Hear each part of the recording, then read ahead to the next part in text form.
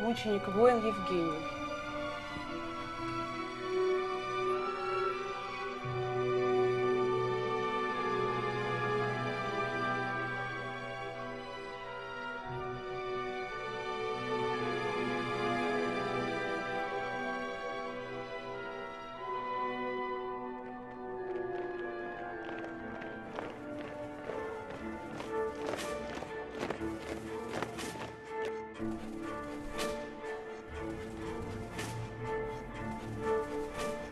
Можно сказать, что вообще я считаю для себя вот символ вот этого геройства, это вот все православные воины, к Родионову Евгению, который крестным просто не отдал и все.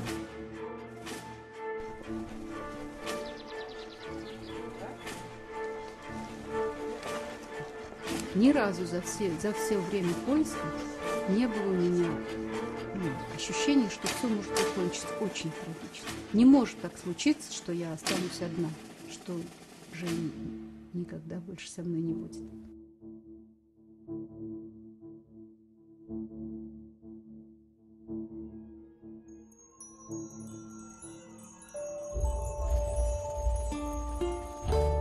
У Жени Родионова тоже был выбор. Он попал в плен, ему говорят: прими мусульманство и будешь свободный. И он крестик не снял, он был казнен. Если он так поступил, значит и я так должен поступить. Потому что очень важен пример. И вот этот пример Жени, конечно, для всех нас очень дорог. Вот это вот подвиг.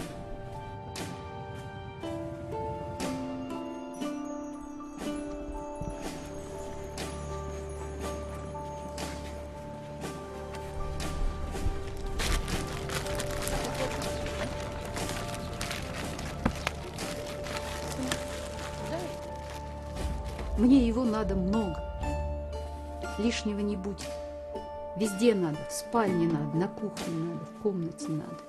То есть, чтобы дом мой не был пустым и холодным. Как я могу? С чистого листа жизни не начнешь. Мне сын нужен живой, а не на иконах.